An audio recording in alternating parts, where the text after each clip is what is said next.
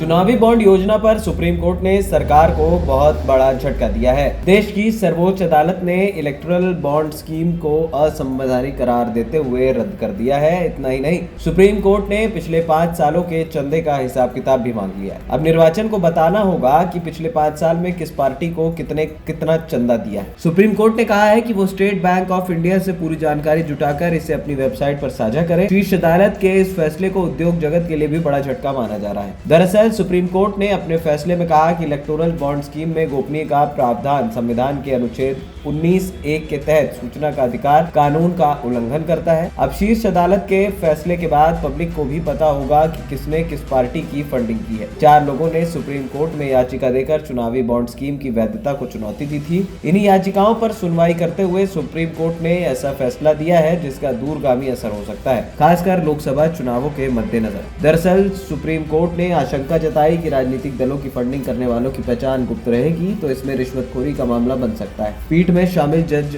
Justice Gavai ने कहा कि पिछले दरवाजे से रिश्वत को कानूनी जामा पहनाने की अनुमति नहीं दी जा सकती। उन्होंने कहा कि इस स्कीम को सत्ताधारी दल को फंडिंग के बदले अनुचित लाभ लेने का जरिया बनने की अनुमति नहीं दी जा सकती। उन्होंने मतदाताओं के अधिकार की भी बात की। दरअसल पूरा मामला राजनीतिक दलों को गुप्त तरीके से चंदा देने की अनुमति वाले इलेक्टोरल बॉन्ड योजना से जुड़ा है। इस मामले में 5 जजों की संविधान पीठ ने 3 दिन की सुनवाई के बाद 2 नवंबर 2023 को अपना फैसला सुरक्षित रख लिया था। सुप्रीम कोर्ट ने अपना फैसला सुरक्षित रखते हुए भारतीय चुनाव आयोग (ECI) से योजना के तहत बेचे गए चुनावी बॉन्ड के संबंध में 30 सितंबर 2023 तक डेटा जमा करने को कहा था। इस मामले की सुनवाई भारत के मुख्य न्यायाधीश DY चंद्रचूड़ की अध्यक्षता वाली 5 सदस्यीय संविधान पीठ ने किया।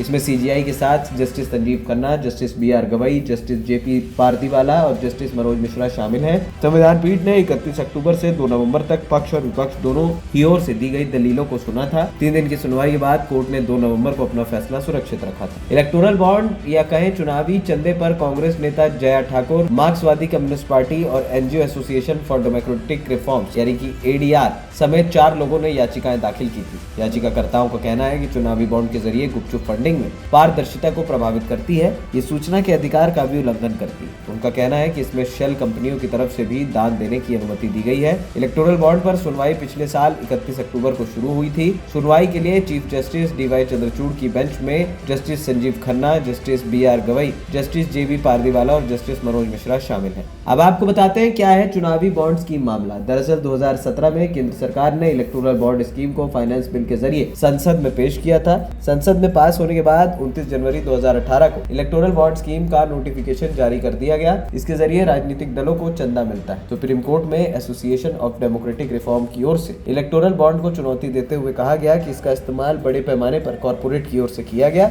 उन्होंने इसे पार्टी को दिया है। ये लोग इसके जरिए नीतिगत फैसले को प्रभावित कर सकते हैं। ANP टाइम्स की रिपोर्ट।